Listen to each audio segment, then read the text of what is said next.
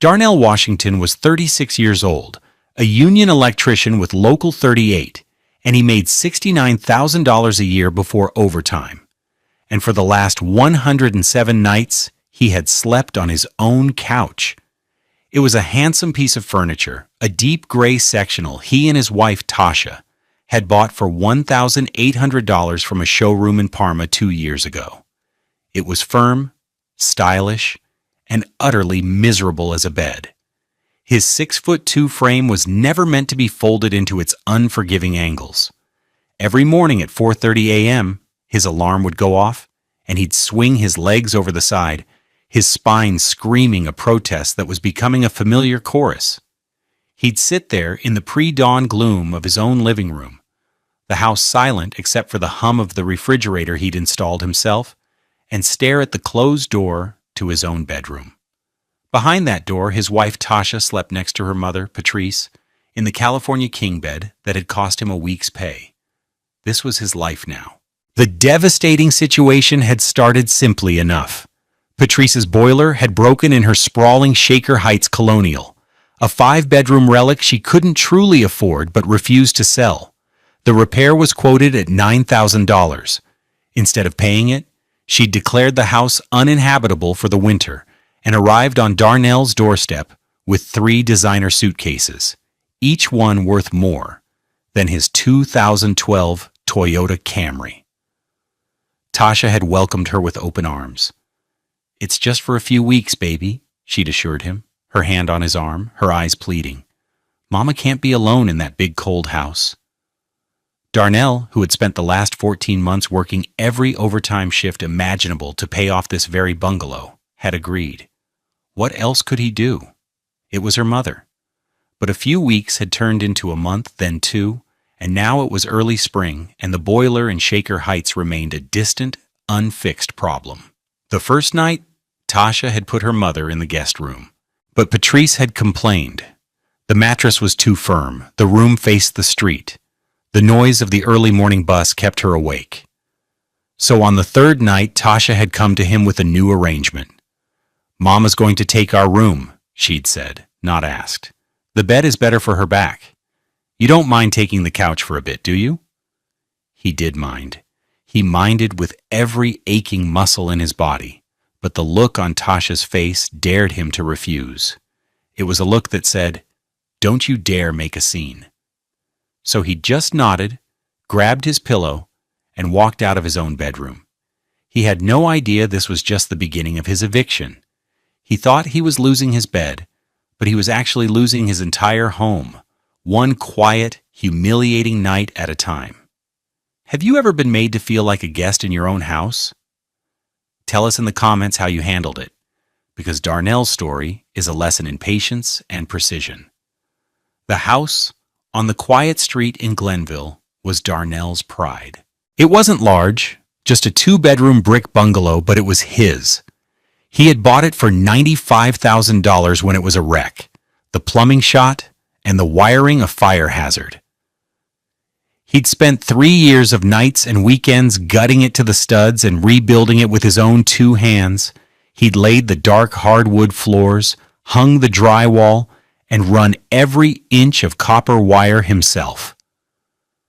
The final piece of the puzzle was paying it off. He had made a promise to the memory of his father, a man who worked himself into an early grave under a mountain of debt, that he would own his home free and clear by the time he was 35. That promise had driven him for 14 straight months. The city was booming with construction, and the foreman at the new university hospital project knew he could count on Darnell. "Washington, you want hours? We got ours." And Darnell took them all. 16-hour days became his norm.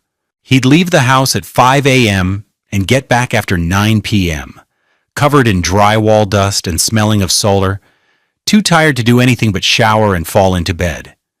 He missed birthdays, barbecues, and an entire brown season. Tasha had complained at first. "I never see you anymore," she'd say, her voice laced with a pout he used to find charming. He'd show her the pay stubs, the extra $2,200 a month he was bringing in, all of it going straight to the mortgage principal. "Look, baby," he'd say, tracing the numbers with his calloused finger. "Another 6 months of this and we're done. No more mortgage. This house is ours. Forever." She'd seemed to understand. While he was working, she was spending. She called it making the house a home. A new $1,200 dining set arrived. A 70-inch television for $800 appeared on the wall he'd so carefully built. She bought a $2,400 Burberry trench coat because she needed something classic for the fall. He didn't question it too much. His focus was singular: kill the mortgage. He ate his lunch out of a beat-up cooler, a $15 Igloo, while she was having $80 brunches with her mother in Shaker Heights. He wore his $120 Red Wing boots until the soles were paper thin, while she bought a new pair of $700 Jimmy Choo heels for a wedding they didn't even attend. He saw it as a temporary imbalance. Once the house was paid off, they could relax, build their savings back up. Maybe take that trip to Jamaica she was always talking about. The day he made the final payment was one of the proudest of his life. He didn't go through the mail. He drove to the bank. A check for the final $11,432.87 in his hand, and handed it to the teller. He felt 10 feet tall walking out of that bank. He came home and lifted Tasha in his arms, spinning her around the kitchen he'd built. "We did it, baby. It's ours," he'd yelled, his voice echoing in the small house. She'd laughed, a high, tinkling sound. "That's amazing, honey. To celebrate, let's make reservations at L'Albatross. My treat," she'd said, knowing full well the treat would come from their joint account. The dinner cost $350. Darnell didn't care. He was a free man, a homeowner. He had no idea that Tasha and her mother had a very different definition of what ours meant. They saw his hard work not as a foundation for their future, but as a finished product ready for a new owner. Patrice's arrival was less of a visit and more of an occupation. She swept into the bungalow with an air of regal disappointment, her eyes scanning the living room Darnell had so painstakingly renovated. "It's cozy, Darnell," she'd said, the word landing like a well-aimed insult. She ran a manicured finger, adorned with a gaudy $4,000 diamond ring, over the surface of a bookshelf he'd built from reclaimed lumber. Very rustic. Tasha hovered behind her, a nervous smile plastered on her face. "Isn't it great, Mama? Darnell is so good with his hands." The first week was a series of small incursions. Patrice decided the kitchen wasn't organized to her liking. She spent an entire afternoon rearranging everything, putting Darnell's coffee mugs on a shelf he couldn't reach without a stool, and moving his favorite cast-iron skillet to the back of a cabinet behind a pasta maker that hadn't been used in years. When he'd mildly protested, Tasha had shushed him. "Mama just knows how a kitchen should flow, honey. Let her be." Then came the issue with the bedroom, and Darnell found himself exiled to the couch. He'd tried to talk to Tasha about it after the first week. "When is Patrice's boiler getting fixed? I'm not sleeping on this couch forever." Tasha had sighed, a long, theatrical exhalation of breath. "Darnell, be reasonable. The man quoted her $9,000. That's robbery. She needs to get other estimates. It takes time." The true turning point came about a month into the occupation. Darnell came home from a 10-hour shift, his back a knot of tight muscles from crawling through ceiling joists all day. Patrice and Tasha were in the living room, sipping wine and laughing. The smell of expensive perfume, a $250 bottle of Chanel No. 5, filled the air. He just wanted to sit in his armchair, a worn leather recliner that had been his father's, and close his eyes for 5 minutes. But the chair was gone. In its place stood a spindly, uncomfortable-looking chaise lounge that was all sharp angles and gold trim. He stopped in the doorway. What happened to my chair? Patrice didn't even look at him. She took a delicate sip of her wine. Oh, that old thing? Tasha and I moved it to the curb. It was an eyesore, darling. It simply had to go. Darnell looked at Tasha, his eyes wide with disbelief. You threw out my dad's chair? Tasha wouldn't meet his gaze. She busied herself refilling her mother's glass. It was falling apart, Darnell. It smelled like old cigars. Mama found this beautiful chaise online for only $1,500. It elevates the whole room. He felt a cold fury rise in his chest, but he choked it down. He didn't want to fight in front of her mother. Later that night, as he tried to find a comfortable position on the couch, the injustice of it all kept him awake. That chair was the only thing he had left of his father. He'd told Tasha that. He heard them whispering in the bedroom, then Patrice's sharp, dismissive laugh. He crept closer to the door, straining to hear. What he heard next would burn itself into his memory. It was Patrice's voice, dripping with contempt. He's sulking about that dreadful chair. Honestly, Tasha, you're too soft on him. A couch suits a man who fixes things. It keeps him humble. Darnell's blood ran cold. He expected Tasha to defend him, to say something, anything. Instead, he heard her giggle. Oh, Mama, you're terrible, she said, her voice full of amusement. But you're not wrong. He backed away from the door, a hollow feeling spreading through his gut. It wasn't just about the chair or the bed anymore.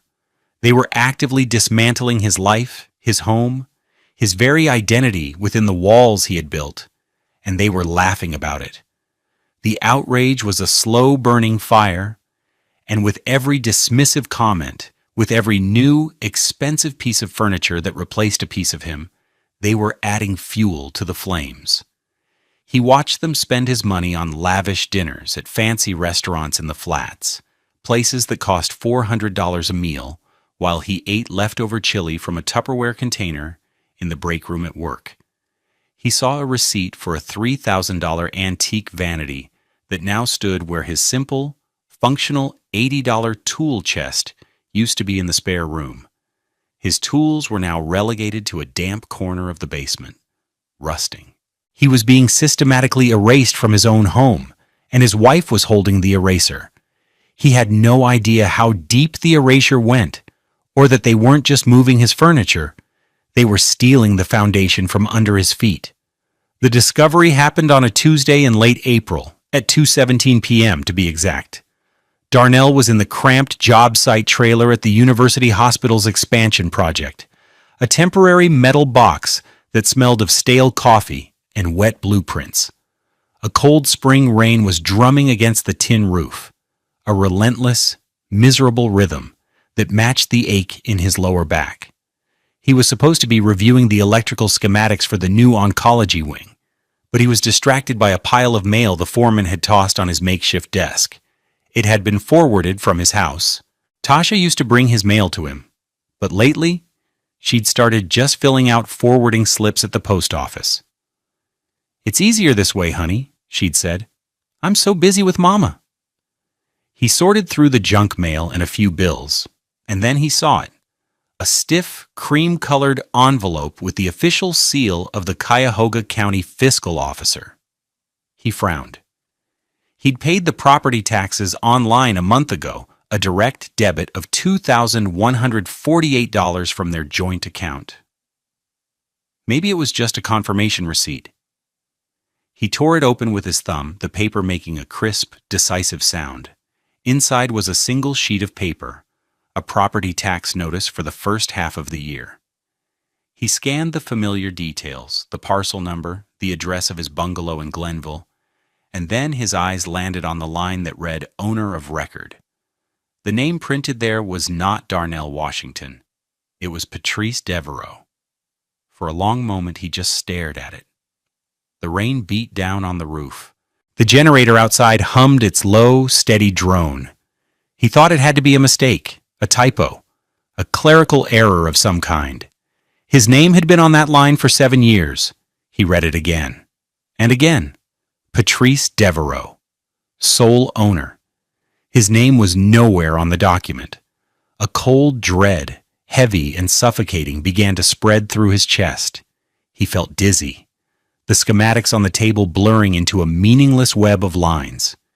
He stood up and walked to the small, grimy window of the trailer, looking out at the muddy construction site. Nothing made sense. How could this happen? He had paid off the house. The deed was his. The bank had sent him the papers, the title free and clear. He had held it in his hands. His hands started to tremble, not from cold, but from a terrifying, dawning realization. He thought back over the last few months. Tasha asking him to sign a stack of papers she'd said were for refinancing her car. "Just sign at the bottom, baby. It's just a formality for the bank," she'd said, distracting him with a kiss as he scribbled his name. Had it been in there? He thought about the endless talk of estate planning from Patrice, her constant comments about securing Tasha's future. He had tuned most of it out as the ramblings of a bored, meddling woman. He had made a critical mistake. He had underestimated them. He carefully folded the tax notice and slipped it into the inside pocket of his work jacket, the paper feeling like a block of ice against his skin. He walked out of the trailer and into the rain, not even feeling the cold drops on his face. He sat in his truck, the engine off, the drumming on the roof the only sound. He was a man who fixed things, a man who understood how circuits worked, how power flowed. But the wiring of this betrayal was something he couldn't comprehend. They hadn't just taken his bed. They had stolen his house. And he knew, with a certainty that chilled him to the bone, that they thought he was too simple, too tired, too beaten down to ever figure it out. They were wrong. Darnell did not go home and start yelling. The man who had spent years planning circuits and wiring buildings knew that the first rule of dealing with a critical failure was to not touch anything until you understood the full scope of the problem. A blind reaction could make things 1,000 times worse. His rage was a white-hot coil in his gut, but on the outside, he was a mask of calm, methodical analysis. The next morning, sitting in his Toyota Camry in the parking lot of a Home Depot, he made his first call. He dialed the number for the Cuyahoga County Fiscal Officer's Records Department. When a polite clerk answered, he kept his voice even and professional. "Good morning, my name is Darnell Washington. I'm calling about a property tax notice I received for a parcel in Glenville. There appears to be a mistake in the owner's name, and I'm just trying to understand the documentation." He gave her the parcel number. He could hear the clacking of a keyboard on the other end. "Okay, Mr. Washington, I have the file here," the clerk said. "I see a quitclaim deed was filed on March 12th of this year, transferring the property from Darnell Washington to Patrice Devereaux. March 12th. He felt a jolt, as if he'd touched a live wire. He pulled out his worn leather wallet and flipped to a small, pocket-sized calendar. He knew exactly where he had been on March 12th. He'd been on the other side of the county, in Lakewood, working a 16-hour emergency shift to restore power to a nursing home after a transformer blew. He hadn't left the site from 6 a.m. until after 10 p.m. He couldn't possibly have been in a notary's office signing over his house. "Can you tell me who the notary was on that document?" he asked, his voice tight. The clerk gave him a name and a commission number. He wrote it down on the back of a receipt for drywall screws. "Thank you," he said. "You've been very helpful." He hung up the phone, his mind racing. They hadn't just tricked him into signing something. They had forged his signature entirely. That night, he went home and played the part of the tired husband. He walked in, nodded a greeting to Patrice, who was watching a reality show on the $800 television, and went to the kitchen. Tasha was there, scrolling on her phone. "Long day?" she asked, barely looking up. "You know it," he said, opening the refrigerator. He saw the remnants of a takeout order from a fancy sushi restaurant, something that would have cost at least $100. His dinner was a cold piece of chicken and some leftover rice. As he ate his meal standing at the counter, he put his plan into motion. "Hey, Tash," he said, his tone casual. "Remember that crazy storm back in March? The one that knocked out the power on the whole west side? I think it was a Tuesday." Tasha looked up from her phone, a flicker of something. Was it panic? In her eyes before she smoothed it over. "Vaguely," she said. "Why?" "I was just thinking about it today," he said, taking a bite of chicken. "That was a long shift. I was just wondering what you and your mom were up to that day." Tasha's smile was a little too bright. "Oh, you know. We were just here. I think we binged that new show on Netflix and Mama made her famous lasagna. A quiet day." The lie was so effortless, so smooth, it sickened him. He knew from his phone records that she had called him 3 times that day, complaining about being bored. She had never mentioned lasagna. "Sounds nice," he said, his voice flat. He finished his food, rinsed his plate, and put it in the dishwasher. The next part of his plan required more nerve. On Saturday morning, while Tasha and Patrice were out shopping, spending his money at the Crocker Park Outdoor Mall, he went into the small room they used as a home office. He knew Tasha was messy with paperwork. He started going through the piles of mail and bills on the desk. It took him 20 minutes, but then he found it. A manila folder tucked under a stack of old magazines. Inside were the documents, a copy of the quitclaim deed. His signature was there, but it was just slightly off. The D, not quite right. And at the bottom, a notary's stamp and a smudged thumbprint next to his forged signature. He took photos of every page with his phone. Then he put the folder back exactly where he found it. That evening, he walked into the living room, holding the folder. He feigned confusion. "Hey, Tash, I was cleaning up the office and found this. What is it?" He watched her face as she took the folder. She paled, just for a second, before her composure returned. She laughed, a brittle, unconvincing sound. "Oh, this. Silly me, I forgot to tell you. Mama's lawyer said this was the best way to do her estate planning. It's just some legal thing. It puts the house into a special trust to protect it from taxes if something happens to us. It's for our protection, baby. It's just paperwork." It was an impressive performance, a web of lies spun with the confidence of someone who believed her audience was a fool. "A trust?" Darnell asked, playing along. "So my name is still on it, right?" "Of course, honey," she said, not missing a beat. "It's our house. This just adds Mama as a sort of protector. It's all very boring legal stuff." He nodded slowly, pretending to accept her explanation. "Okay," he said. "If you say so. Just seems complicated." He turned and walked away, leaving her holding the evidence of her crime. The contempt she had for his intelligence was staggering.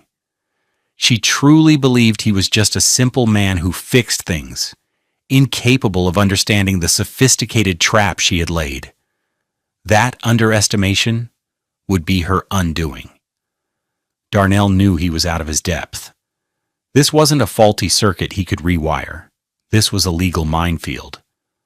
The Monday after he found the documents, he took a personal day. The first one he'd taken in over a year. He didn't go to a big downtown law firm with glass towers and expensive art. Instead, he drove to a small, unassuming brick building in the Larchmere neighborhood. The sign on the door read, "Abeku and Associates, Real Estate and Contract Law." He had found him through a guy in the union, a plumber who'd had a contractor try to swindle him out of a property. "Go see Abeku," the plumber had said. "He's a bulldog." Mr. Michael Abeku was a tall, sharp-featured black man in his late 50s, with a neatly trimmed graying beard and eyes that missed nothing. His office was modest, filled with law books and stacks of files, not fancy furniture. He wore a simple, well-tailored suit that probably cost a reasonable $600, a sign of pragmatism, not flash. Darnell sat across the wide wooden desk and for the first time told the entire story to another person. He laid it all out. The 14-month overtime stretch, Patrice's arrival, the exile to the couch, the cruel remarks, the forwarded tax notice, the forged deed, Tasha's blatant lies. He showed Mr. Abeku the photos of the documents on his phone. He also brought his time cards from work, meticulously saved, which proved he was in Lakewood on March the 12th. Mr. Abeku listened patiently, his hands steepled, not interrupting once. When Darnell finished, the lawyer was silent for a long moment, his expression grim. "Mr. Washington," he finally said, his voice a calm baritone, "you have been the victim of a conspiracy to commit felony real estate fraud." The words, so stark and official, hung in the air. "Your wife and mother-in-law have stolen your home. Our job is to get it back." A wave of relief washed over Darnell. He was being seen, being believed. "What do we do?" he asked. "Do we confront them, sue them?" Mr. Abeku shook his head. "No. A direct confrontation gives them time to prepare, to hide assets, to invent new lies. A lawsuit would be long, messy, and expensive. We are going to use a quieter, more lethal weapon, the State of Ohio Notary Commission." He leaned forward. "Your signature was forged, but more importantly, your thumbprint was required for a deed transfer. I am willing to bet my license that the thumbprint on that document is not yours. It is likely a forgery, or belongs to the notary himself. We are not going to attack your wife. We are going to attack the legitimacy of the transaction itself." He explained the plan. They would file a formal complaint against the notary with the Secretary of State. They would present the evidence of Darnell's alibi. This would trigger a state-level investigation, a forensic audit of the notary's logbook. Notaries are required by law to maintain a detailed journal of every transaction, Mr. Abeku explained. Date, time, type of document, name and signature of the person, and a thumbprint for any real estate conveyance. If the thumbprint in his log for your transaction doesn't match your prints on file, or if the entry looks suspicious, backdated, squeezed in, he is finished. The state will revoke his commission and may pursue criminal charges. And the most beautiful part? Once his commission is invalidated, every document he notarized under fraudulent circumstances becomes legally void. It's as if the deed transfer never happened. The title automatically reverts to you, the last legitimate owner. The quiet, county-stamped finality of the plan appealed to Darnell's sense of order. It wasn't a messy, emotional battle. It was a precise, technical strike at the weakest point in their scheme. "What will this cost?" Darnell asked, the practical question at the front of his mind. "My retainer is $5,000, Mr. Abeku said. "That will cover the investigation, the filings, and securing the order to reclaim your property. It's a flat fee. No surprises." Darnell nodded. He had a small emergency fund, a separate account Tasha didn't know about, that he'd been building back up. It had just over $6,000 in it. It would drain him, but it was worth it. "Let's do it," Darnell said, a newfound resolve hardening his voice. He wrote the check for $5,000, his hand steady. As he left the office, Mr. Abeku shook his hand. "Go home, Mr. Washington. Act normal. Let them continue to underestimate you. The wheels of justice turn slowly, but they grind exceedingly fine." Darnell went back to sleeping on his couch, a secret weapon tucked away, waiting for the perfect moment to be deployed. The strike was a masterpiece of quiet bureaucratic violence. For 3 weeks, Darnell lived a life of excruciating tension, playing the part of the oblivious, hard-working husband.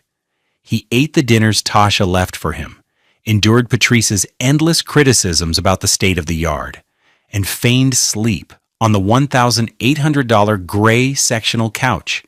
Inside, he was a coiled spring. He got weekly updates from Mr. Abake's office. The complaint had been filed. The state investigator had been assigned. The notary, a man named Gerald Finney, who ran a small tax prep office in a strip mall, had been contacted. The final call came on a Friday afternoon. It was Mr. Abaku himself. "Darnell, we have him," the lawyer said, a note of triumph in his calm voice. The investigator audited Finney's logbook. The entry for your deed transfer was a clear forgery. The date was squeezed in between two other entries, the ink was different, and the thumbprint was a smudge of black ink made with a rubber stamp, not a human thumb. Faced with felony charges and the permanent loss of his license, Mr. Finney confessed everything. He was paid $2,000 in cash by Patrice Devereaux to falsify the entry and backdate it. Darnell closed his eyes, leaning his head against the cool glass of his truck window. It was done. So what happens now? The Secretary of State has issued an emergency revocation of Finney's notary commission. We have filed a motion in court, and a judge has already signed the order declaring the quitclaim deed fraudulent and void ab initio. From the beginning. The county recorder's office is correcting the title as we speak. "The house is yours again, Darnell, free and clear," he continued. "I also have a court order for immediate reclamation of the property. The sheriff's office will serve it. When would you like them to do it?" Darnell thought for a moment. He knew Patrice's schedule better than his own by now. He knew about her social clubs, her shopping days, and most importantly, her Sundays. "Sunday morning," Darnell said, his voice cold and clear. "Around 11 a.m. She hosts a prayer circle with her friends from church then." There was a brief pause on the other end of the line. "Consider it done," Mr. Abaku said. That Sunday was a beautiful, sun-drenched morning in Cleveland. Darnell left the house early, telling Tasha he was going to help a buddy with a side job. Instead, he drove to a diner a few blocks away from his house, ordered a coffee he didn't drink, and waited. At 10:45 a.m., he drove his Camry down his street and parked at the far end, where he had a clear view of his own front porch. Right on cue, at 11:02 a.m., a marked Cuyahoga County Sheriff's cruiser pulled up to the curb. Two deputies, a man and a woman, got out. They moved with a calm, unhurried professionalism that was far more intimidating than any show of force. Darnell could see Patrice's friends through the large picture window of the living room. There were about a dozen women, all dressed in their Sunday best. Colorful dresses, elaborate hats, the cream of her Shaker Heights social circle, sipping tea in his living room. The male deputy walked up the stone path Darnell had laid with his own hands and knocked firmly on the front door he had painted forest green. The door opened, and Patrice stood there, an annoyed expression on her face at the interruption. The deputy spoke, too quietly for Darnell to hear, and handed her a thick sheaf of papers. Darnell watched as Patrice's expression shifted from annoyance to confusion, then to a mask of pure, unadulterated horror. Her mouth opened and closed, but no sound came out. The other deputy produced a hammer and a large, bright orange notice from a folder.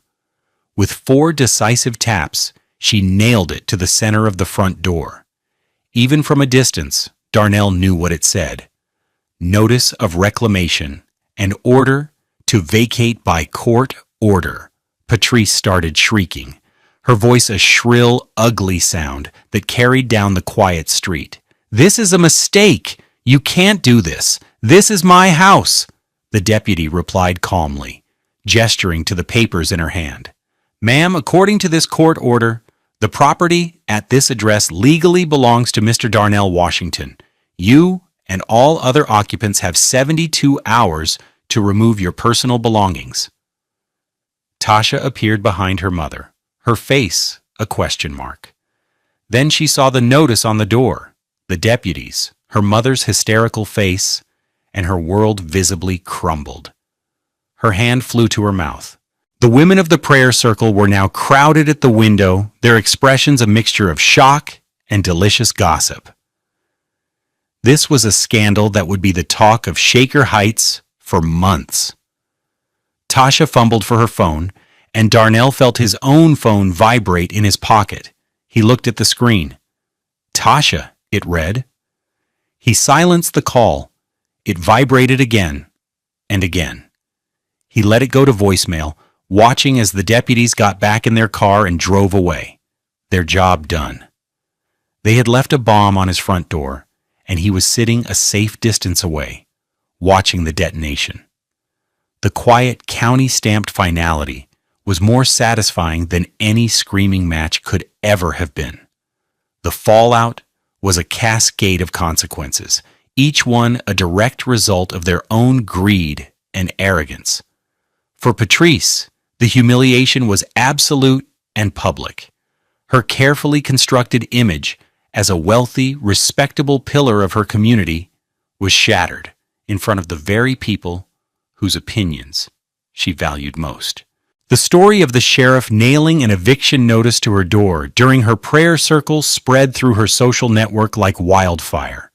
She was no longer a revered matriarch. She was a cautionary tale, a fraud. She was forced to retreat back to her oversized mortgaged colonial in Shaker Heights, the one with the broken $9,000 boiler she still couldn't afford to fix.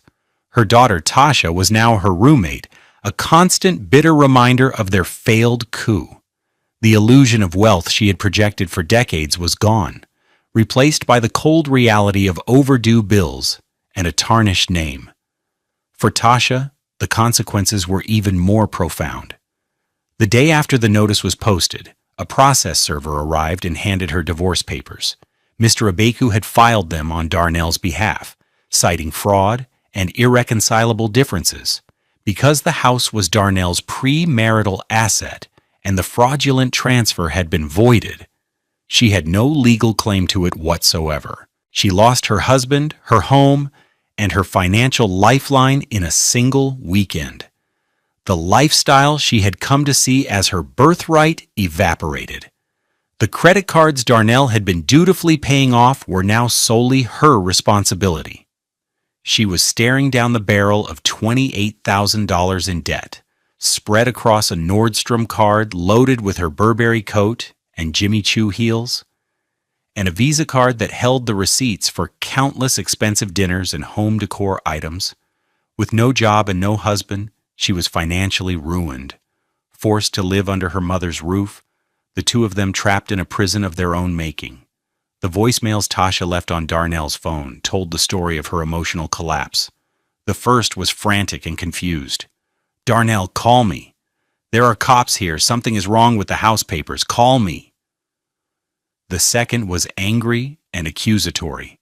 "How could you do this to us? To my mother? You're trying to humiliate us." The third was pleading. "Baby, please, we can fix this. It was a misunderstanding. I love you.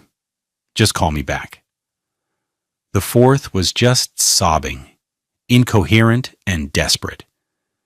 Darnell listened to them once, his face impassive, and then deleted them. He had instructed Mr. Abeku to handle all communication. When Tasha called the lawyer's office, she was politely but firmly informed that all matters would be handled through the divorce proceedings and that she was not to contact Darnell directly. The notary, Gerald Finney, faced his own reckoning. His notary commission was permanently revoked by the state.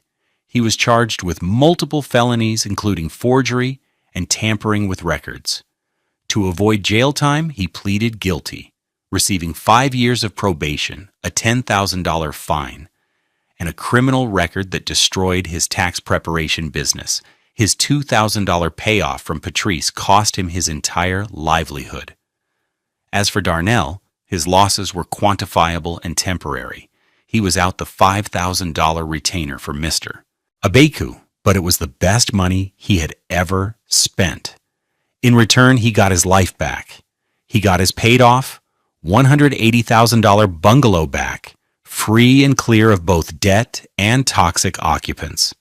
The day after the 72-hour notice expired, he hired a locksmith for $250 to change every lock on the house.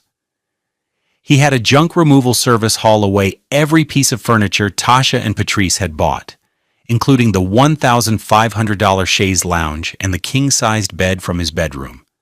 He slept on an air mattress in the empty room for a week, and it was the most peaceful, restful sleep he'd had in months. He was finally home.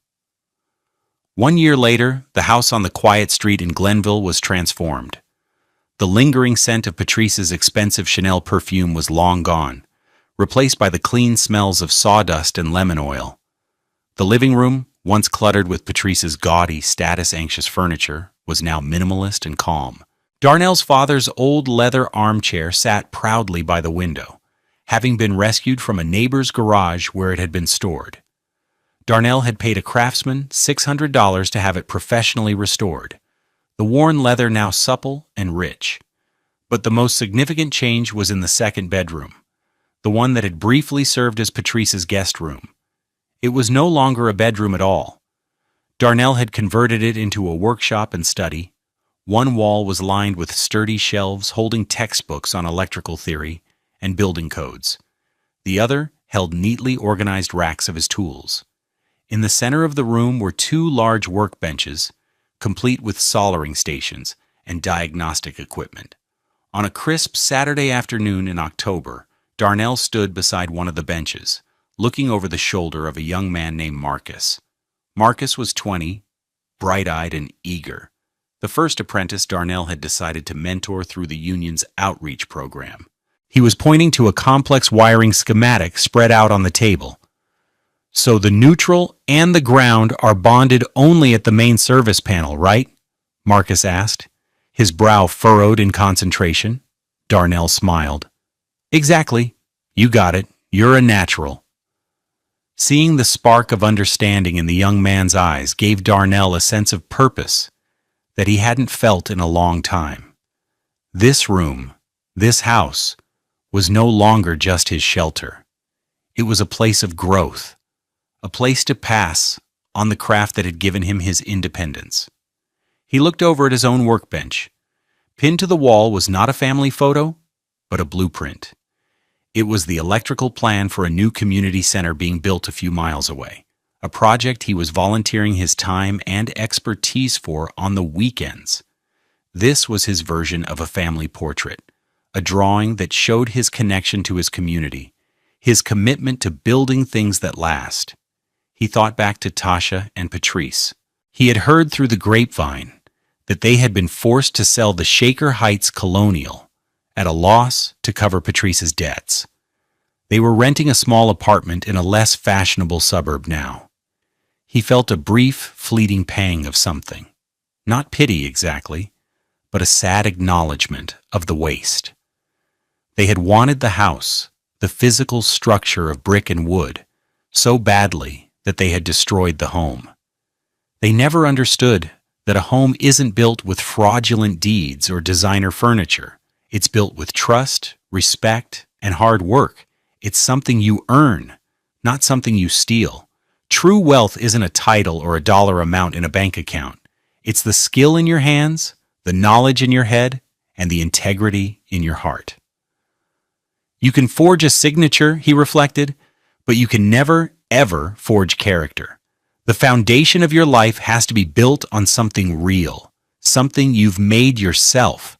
Otherwise, when the slightest pressure is applied, the whole thing just collapses. What do you think is the most important foundation for a happy life? Share your thoughts below, and let's continue to build a community that values character over currency.